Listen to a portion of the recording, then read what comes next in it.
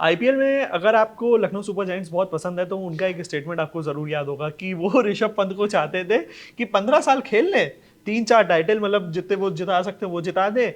फिर ये बात सुनने के बाद सीधे ऋषभ पंत ने ही छोड़ दिया। मैंने कहा मैं जा रहा हूँ। अब सबसे बड़ा सवाल ये है कि केकेआर को कौन कैप्टन कर सकता था, अब लखनऊ सुपर जायंट्स को कौन कैप्टन कर सकता है, ये सवाल अब सबसे बड़ा है। क्योंकि ऋषभ पंत भी चले गए, केएल राहुल से आपने बना करके नहीं रखी है, वो भी नहीं है टीम में। अब आप किसको लेकर के आओगे एज अ कैप्टन? देखिए ऑब्वियसली ऋषभ पंत को जब उन्होंने खरीदा था 27 करोड़ के ह्यूज अमाउंट पे जब उन्होंने खरीदा था, तो ऑब्वियसली जब आप इतने बड़े अमाउंट में किसी को लेते हो तो एक लॉन्ग लॉन्ग टर्म विजन रखते हो। लेकिन ये विजन तो 2 साल के अंदर ही ध्वस्त हो गया, क्योंकि जिस तरह के परफॉर्मेंसेज रहे हैं स्पेशली आईपीएल 2026 के सीज़न में जब वो 10वें पोजीशन पे फिनिश हुए हैं एलएसजी, तो संजीव गोयनका तो ऑब्वियसली इस चीज़ को टॉलरेट तो नहीं कर पाएंगे, क्योंकि 14 मैचेस में से सिर्फ 4 मैचेस ही जीत पाई ऋषभ पंत के कैप्टनसी के अंडर में। इवन अगर 2025 की बात करें तो उसमें भी Rishabh Pant as a batsman भी फेल हुए थे और Rishabh Pant as a captain भी फेल हुए थे। तो कहीं ना कहीं एक्सपेक्टेड था कि ऋषभ पंत अगर एलएसजी में रहेंगे भी तो शायद कैप्टन बन के ना रहें। और अब तो ये भी क्लियर हो गया है कि ऋषभ पंत दिल्ली कैपिटल्स वापस चले गए हैं, 12 करोड़ का नुकसान झेल के 15 करोड़ में वापस गए हैं। लेकिन अब सवाल ये उठ रहा है कि कैप्टन कौन अगला बनेगा। अगर हम करंट एलएसजी के रोस्टर की अगर बात करें तो अभी उस रोस्टर में 3 ऐसे बड़े नाम हैं जो सामने आ रहे हैं, जो पॉसिबली नेक्स्ट कैप्टन बन सकते हैं एलएसजी के। सबसे पहला नाम आ रहा है साउथ अफ्रीका के जो कैप्टन हैं ईडन मार्करम का। 2024 का टी20 वर्ल्ड कप के फाइनल तक पहुंचाया था ईडन मार्करम ने साउथ साउथ अफ्रीका अफ्रीका की को। परफॉर्मेंस भी इम्प्रूव दिखी थी अच्छी हमें। रही है। 2026 का जो टी20 वर्ल्ड कप था उसमें भी सेमीफाइनल तक पहुंचे ही थे। ईडन मार्करम सबसे बड़ा नाम है जो आगे सामने आ रहा है। इनके अलावा 2 और ऑप्शंस हैं। एक है ऑस्ट्रेलिया के जो टी20 कैप्टन हैं मिचेल मार्श, वो एक अच्छा ऑप्शन सामने आ रहा है। और तीसरा जो अभी करंटली एलएसजी के स्क्वाड में सबसे एक महंगे जो प्लेयर हैं ऋषभ पंत के जाने के बाद, वो हैं निकोलस पूरन। 21 करोड़ उनकी सैलरी है करंटली। लेकिन निकोलस पूरन के साथ एक डिसएडवांटेज ये है कि पिछले सीजन में सिर्फ उन्होंने 234 रन ही मारे थे। 14 मैचेस में उनका स्ट्राइक रेट भी बहुत ज़्यादा गिर गया था। 128 का उनका स्ट्राइक रेट था, एक ही 50 मारी थी उन्होंने। तो ऑल्दो उनका 21 करोड़ की सैलरी तो है, लेकिन अब ये देखना पड़ेगा कि 21 करोड़ की सैलरी लेके जस्टिफाइड।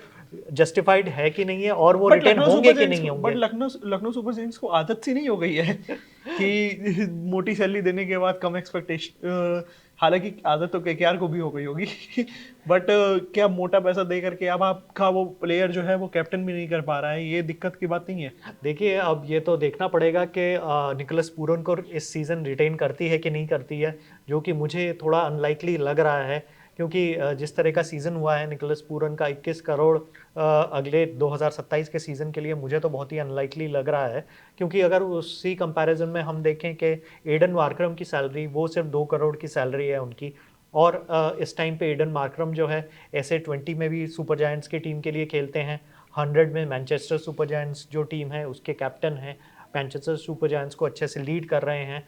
तो अभी अगर करंट रोस्टर की बात करें तो वन ऑफ द फेवरेट्स मेरे ख्याल से ईडन मार्करम ही होंगे अगले कैप्टन बनने के, अनलेस के निकोलस पूरन को वो रिलीज़ कर देती है और केकेआर के जैसे एक बहुत बड़ा पर्स लेके वो वापस ऑक्शन में जाती ऑक्शन में है। चले जाते हैं। लेकिन ऑक्शन में भी मुझे नहीं लगता कि बहुत ज़्यादा उनको ऑप्शंस मिलेंगे। ऑक्शन से कई दरवाजे सर, उन्होंने ऑलरेडी बंद कर दिए हैं। ऑक्शन से भी क्या कोई चांसेस है कि इनको नया कैप्टन मिल सकता हो देखिए ट्रेड करके? एक प्लेयर जो ऑक्शन में आने की बात चल रही है केएल राहुल, उसको तो नहीं आएंगे। वापस नहीं लेके आएंगे।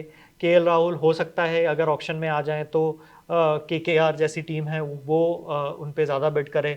या हार्दिक पांड्या की बात चल रही है, लेकिन हार्दिक पांड्या मुझे नहीं लगता सीएसके। कि एलएसजी आना चाहेंगे। वो सीएसके में या केकेआर में ट्रेड होना ज़्यादा प्रेफर करेंगे, जिस पे अभी कोई क्लैरिटी आई नहीं है।